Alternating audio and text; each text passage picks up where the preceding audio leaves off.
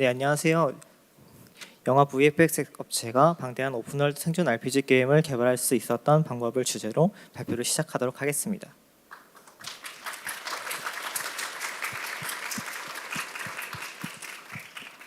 네, 시작하기에 앞서 발표 인원 먼저 소개해드리도록 하겠습니다. 저는 폴리모프 스튜디오에서 이프 선셋의 클라이언트 개발 리드를 맡고 있는 한지수라고 합니다. 네, 저는 폴리모프 스튜디오에서 테크니컬 아티스트를 맡고 있는 이수아입니다.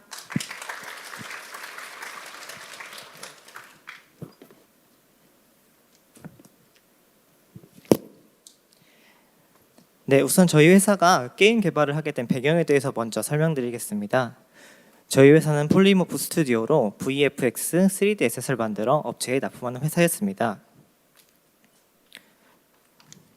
네, 저희가 참여했던 작품으로는 스위트홈, 기생수, 폭삭스다 그리고 요즘 화제인 좀비 딸 등이 있습니다. VFX 업계에서는 제법 인지도 있는 콘텐츠에 참여해 왔다고 자신할 수 있습니다. 네, 다만 이런 콘텐츠를 납품하면서 회의감이 들었습니다. 유명해진 작품들은 많았지만 아무도 저희 회사를 알아주지는 않았습니다. 그래서 저희는 최선을 다했지만 당장 이런 공식적인 자리에서 저작권 때문에 쇼일조차 보여줄 수 없는 게 저희 현실이었습니다. 그래서 우리의 것을 만들고자 결심했습니다. 저희가 처음 시도했던 것은 이제 익숙했던 영화 OTT 쪽이었는데요. 영화 OTT는 아무래도 거대한 인맥과 이제 배우님, 감독들의 인맥 네트워크가 필요했고 또 엄청난 자본이 필요했습니다.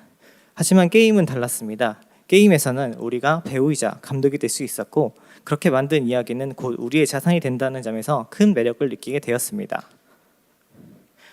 하지만 게임 개발 역시 만만치 않았는데요. 저희가 얼리언 엔진으로 3D 에셋을 만들어 납품하는 데에는 익숙해가지고 좀 쉽지 않을까라는 생각을 했었는데 이런 만든 3D 에셋을 그 게임으로 작동하게 만들고 조작하는 것은 또 다른 도전이었습니다. 개발자가 없는 상황에서 저희는 어떻게 게임 개발을 진행할 수 있을지 고민해왔습니다. 이에 우선 저희는 우리가 만들고 있는 게임을 그 세상에 좀 알려야겠다라는 생각을 먼저 하게 되었습니다. 그래서 유튜브를 통해 개발 과정을 정말 투명하게 다 공유드렸고요. 이 시도가 이제 많은 관심을 불러일으켜서 많은 인재들을 유치할 수 있었습니다. 그리고 이게 지금의 이프 선셋을 만들 수 있는 원동력이 되었습니다. 네, 지금까지 저희가 게임 개발 회사로 변화해온 이야기를 간단히 전달드렸습니다. 바로 이어서 이프 선셋이 어떤 게임인지 짧은 트레일러 시청하시겠습니다.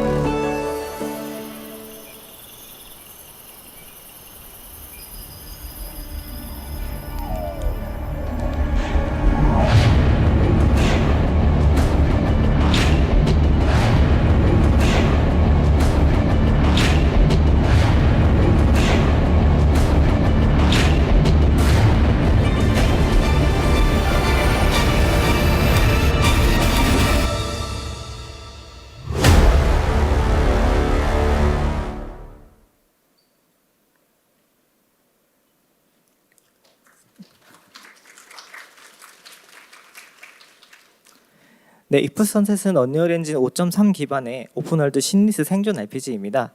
낮에는 선물 탐험의 기지를 구축하고 밤이 되면 몰려오는 몬스터와 맞서 싸워야 합니다. 에픽 온라인 서비스를 이용하여 최대 4인 멀티 게임이고요. 리슨 서버를 제공하고 있으며 95% 이상의 로직을 블루프린트로 구현하였습니다. 약 2년 전에 3명의 아티스트로 개발을 시작했으며 현재는 얼리 액세스 상태이고 지금은 20명의 개발팀으로 성장하였습니다. 곧 내년 정식 출시를 목표로 하고 있습니다. 네, 다음은 블루프린트를 이용한 오픈월드 게임 제작에 관한 섹션입니다. 네, 왜 C++이 아니라 블루프린트로 만들었냐라는 질문을 많이 받습니다.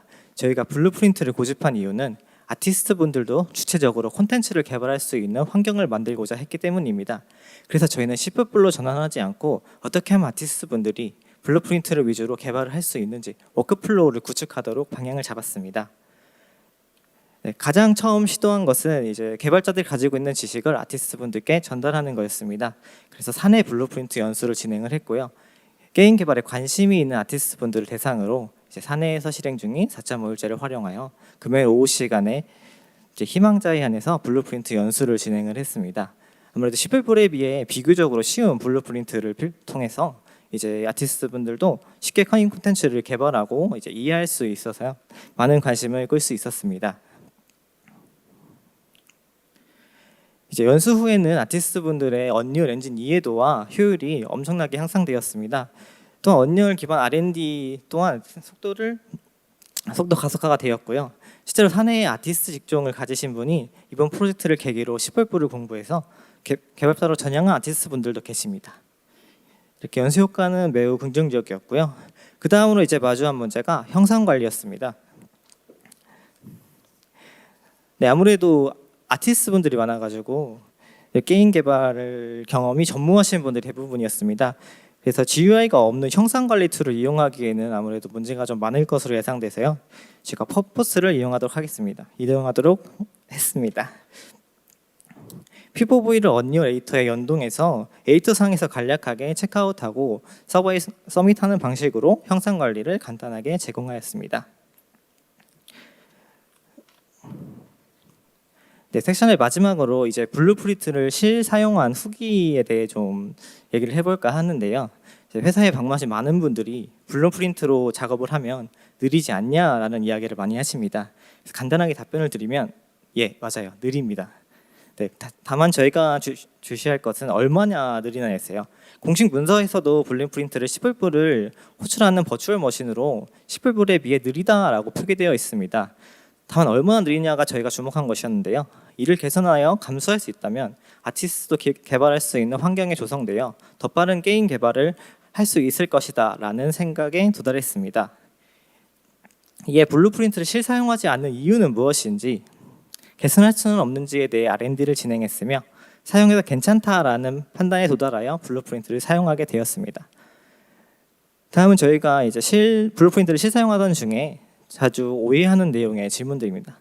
하나씩 간략하게 답변을 드리면 블루프린트 틱 이벤트는 C++ 이벤트보다 훨씬 비싸다라는 이야기가 있는데요. 비싸기는 합니다. 블루프린트 틱 이벤트는 C++ 틱 이벤트에 비해 이제 블루프린트 틱 이벤트에 붙어 있는 노드 수만큼 오버헤드를 가지게 되고 그 오버헤드만큼 더 무거워지게 됩니다. 다음은 이제 틱 대신 타이머를 사용해야 한다라는 얘기가 있는데요. 아닙니다. 타이머의 경우 이제 델리게이트된 함수를 찾을 때 함수 이름으로 찾기 때문에 틱에 비해 더 무겁습니다. 틱 대신 타임라인을 사용해야 한다라는 이야기도 있는데요. 아닙니다. 타임라인의 경우 틱이 C++로 작성되어 C++ 틱을 사용하는 게 아니냐, 그래서 더 가벼울 것이다 라는 이야기가 있었는데 실제로는 그렇지 않았고요. 타임라인 컴포넌트가 많아지면 오히려 더 틱보다 무거운 경우도 발생했습니다. 그래서 필요에 따라 타임라인을 이용하되 틱을 타임라인으로 바꿀 필요는 없다라는 게 결론이었습니다. 다음이 정말 많이 들어오는 질문이었는데요. 블루프린트 캐스트 기능은 비싸다라는 이야기가 있었습니다. 그래서 블루프린트 캐스트 기능 자체가 비싼 게 아니고 해당 블루프린트 캐스트할 때 그 캐스트한 블루프린트가 참조하고 있는 모든 에셋이 다 로드되는 현상이 있는데요. 이 현상 때문에 이제 많은 참조가 되어 있는 블루프린트를 처음 열 때 한 2, 3분씩 로드가 걸리는 현상이 있습니다. 이걸 보고 이제 비싸다라는 이야기들을 많이 하셨는데요. 그래서 이제 공공연히 사람들이 비싸다라고 인지하고 있는 것 같습니다. 마지막으로 이제 캐스팅 대신 인터페이스를 사용해야 한다라는 이야기가 있는데요. 인터페이스는 일종의 다중상속을 위해 사용되는 거지 캐스트를 대신에 사용해야 한다는 말은 틀렸다라고 말씀드릴 수 있겠습니다.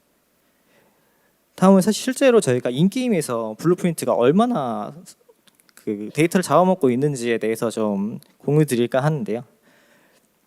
로드된 블루프린트 에디터는 총 4061개가 로드되어 있고요. 스택 게임 기준 블루프린트 타임은 약 2.55ms입니다. 이는 스폰된 BP 에디터 수에 따라 1에서 3mm 정도로 변동되며 이 수치는 프로파일링 및 구조 최적화로 추가 개선이 가능하다고 판단되어 프로젝트 규모 대비 감내하고 사용할 수 있는 수준이라고 생각했습니다. 블루프린트를 사용하면서 가장 문제가 많았던 점이 이제 종속성 관련한 내용이었는데요. 헤더를 따로 작성하지 않는 블루프린트 특성상 변수 생성, 캐스트를 하는 경우가 많아서 직접 참조를 자주 하게 됩니다. 제 사진을 보시면 액터 A에 B를 변수를 생성하고 액터 B에 A 변수를 생성할 경우 서로 이제 순환 종속성이 발생하게 되는데요. 이게 작은 규모일 때는 엔진 내에서 어느 정도 해결을 해주었는데 이제 프로젝트가 커지면서 이제 문제가 좀 많이 발생하기 시작했습니다. 네, 실제로 저희가 빌드 패키징 시 이제 스택 오버플로우라는 에러가 발생해서 빌드가 안 된다거나 혹은 참조가 많이 되어 있는 에셋의 경우 에이터 오픈 시 에이터 크래시가 나며 아예 에이터가 꺼지는 현상에 마주하게 되었습니다. 그래서 이는 저희가 뭐가 문제인지 R&D를 좀 진행을 해서 순환 종속성의 뎁스가 일정 기준을 넘으면 오류가 발생한다는 것으로 확인이 되었습니다. 이제 순환 종속성 깊이에 대해 잠깐 말씀드리면 이제 1번이 2번을 알고 2번이 3번을 알고 3번이 4번을 알고 그리고 n-1번이 n번을 알고 다시 n번이 1번을 알고 있었을 때 우리는 이렇게 n과 1번 사이에 순환 종속성 깊이가 n만큼 있다라고 말할 수 있는데요. 이 순환 종속성을 제거하기 위해 저희가 블루프린트 인터페이스를 좀 이용해서 해당 BP들을 리팩토링을 진행했고요. 해당 뎁스를 줄여 오류를 수정했습니다.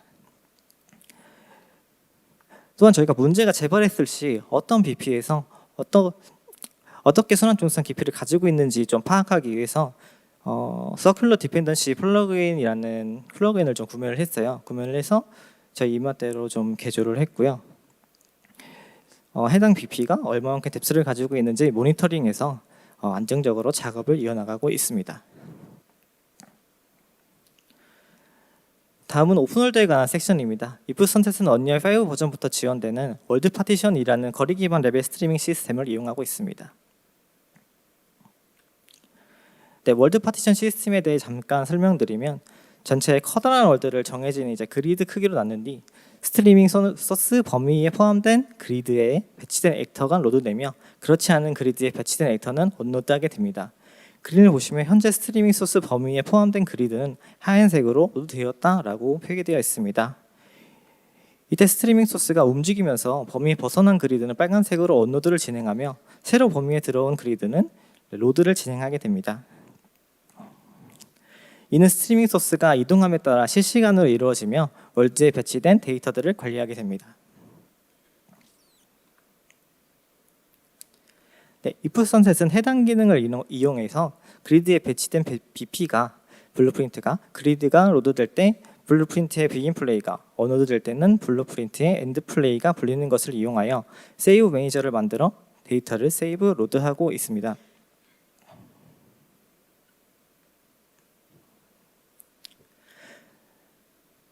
네, 블루프린트의 begin 플레이 시 세이브 매니저에서 저장된 데이터를 가져오며 엔드 플레이 시 현재 블루프린트가 가지고 있는 데이터를 세이브 매니저에 저장하는 방식으로 월드에 배치된 모든 블루프린트의 값을 관리하고 있습니다. 네, 다음은 if 선셋의 배경 제작 과정에 대해 테크니컬 아티스트를 맡고 계신 이수아님께서 발표를 진행해 주시겠습니다.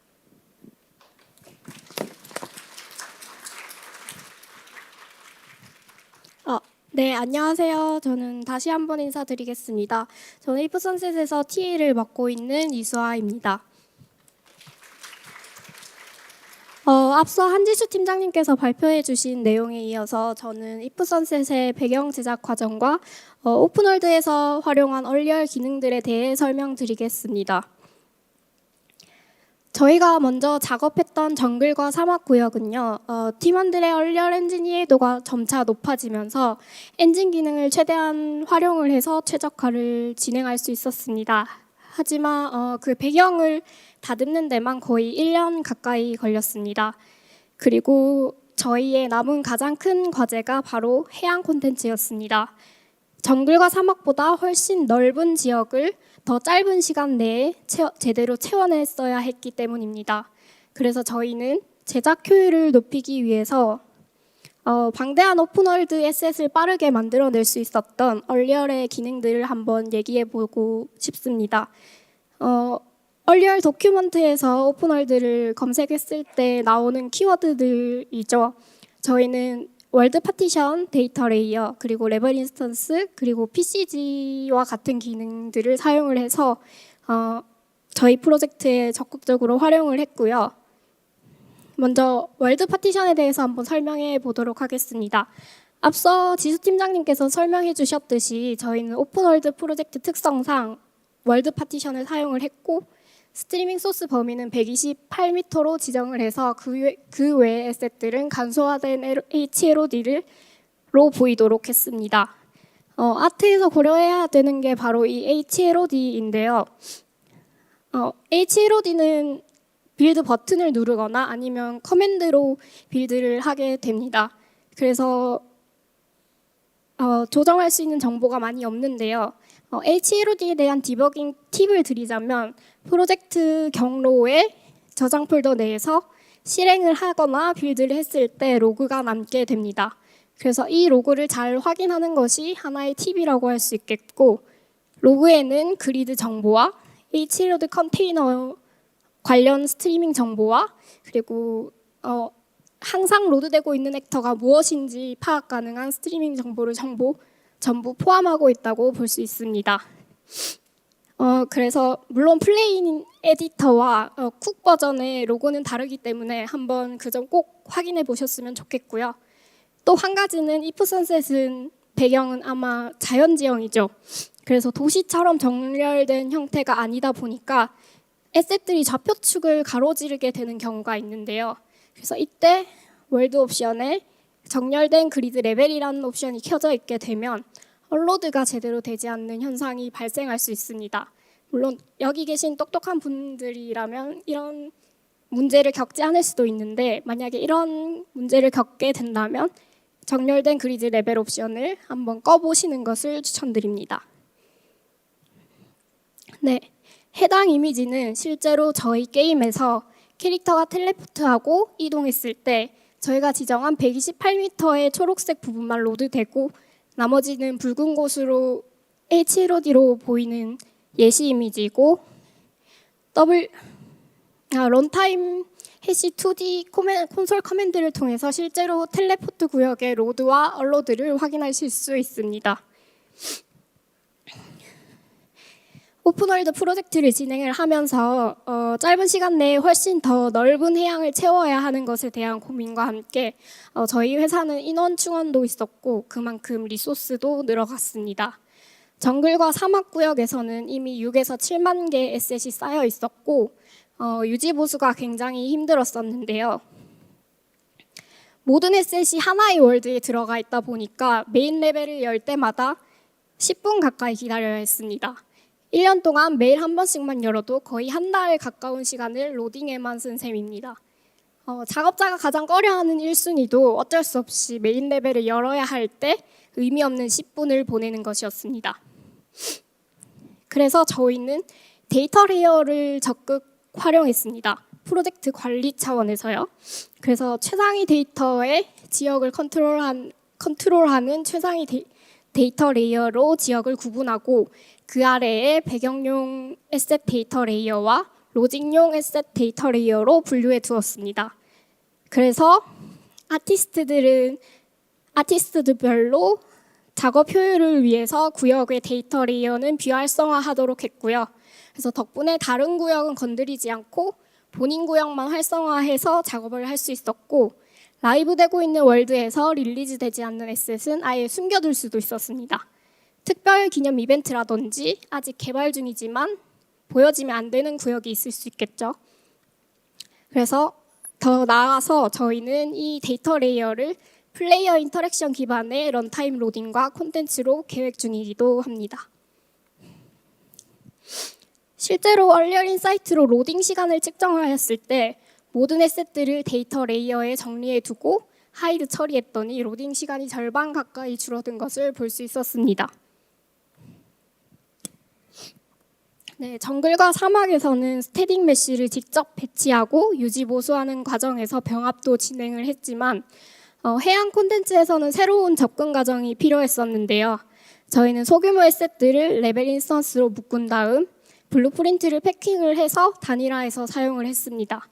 그리고 이 레벨 인스턴스들을 BPP 세팅용 베이스 레벨로 사용을 하게 됩니다. 이 영상은 저희 프로젝트의 작은 규모의 에셋을 BPP화 시키고 PCG로 세팅을 해놓는 영상이고요.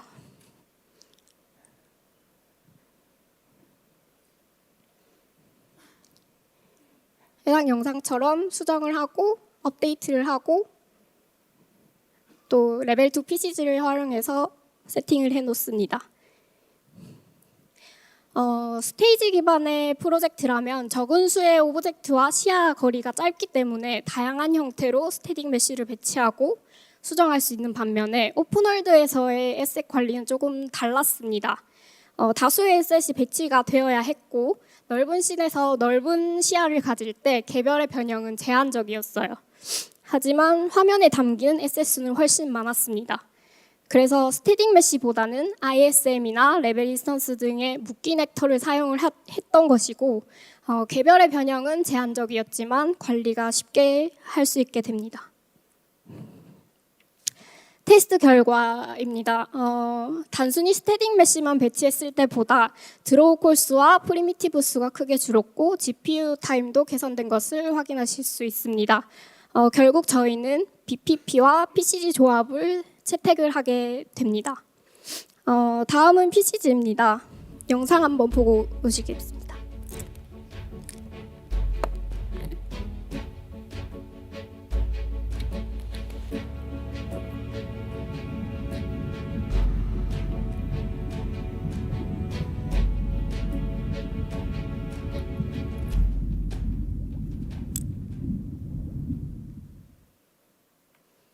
네, 방금처럼 PCG는 특히 소규모 인력이 넓은 구역을 제작을 할 때 큰 힘이 됐습니다. 스플라인을 활용해서 절차적으로 배치를 했고 얼리어를 샘플에서 보실 수 있는 레벨 2 PCG라는 PCG 세팅을 사용을 해서 갈아 끼울 수 있게 제작되었습니다.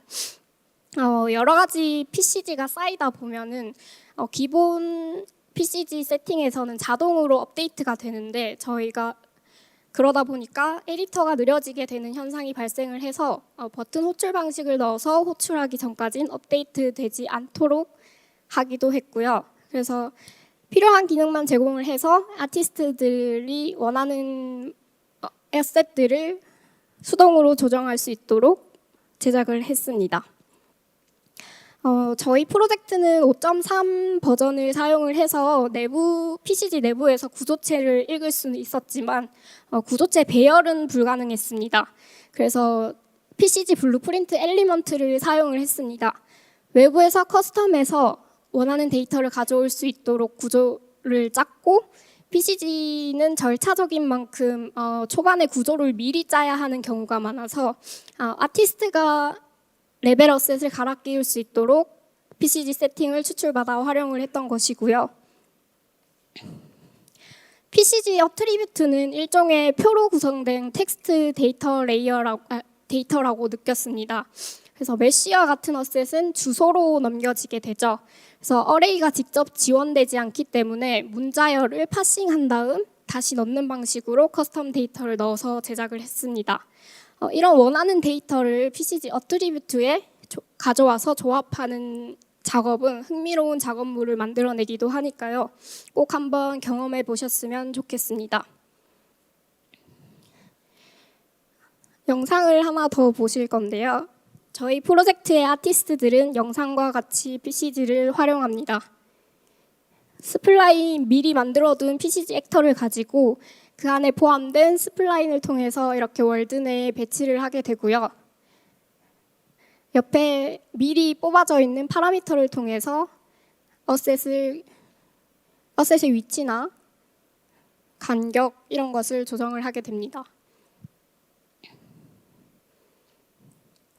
그리고 방금 보여드렸듯이 저희는 어레이를 가져와서 여러 가지 스태틱 메쉬를 고를 수 있도록 구조를 짰고요. 네, 마지막으로 스크립터블 툴입니다. PCG로 생성된 ISM 액터는 개별 수정이 어렵다는 단점이 있습니다. 그래서 이를 활용하기 위해서 저희는 자체 스크립터블 툴을 사용을 했고요. 그 외에도 커스터마이징한 툴키트나 공통된 환경들을 아웃라이너에서 찾지 않고 컨트롤 역할로서의 스크립트 툴로 활용을 하게 됩니다. 월드 내에 많은 액터가 있었고 필터를 걸어놓고 찾으면 찾을 수 있었겠지만 공용의 툴이나 기능들은 찾지 않아도 외부에서 수정할 수 있으면 좋으니까요. 그래서 스크립터블 툴로 인해서 해양 콘텐츠의 작업 효율이 더 올라갔다고 볼 수 있겠습니다. 정리하자면 저희 폴리모프는 월드 파티션, 데이터 레이어, 그리고 레벨 인스턴스, 그리고 PCG와 자체 툴을 활용해서 다양한 해양 콘텐츠를 준비하고 있습니다. 마무리하기 전 이프 선셋의 해양 관련 영상을 보고 오겠습니다.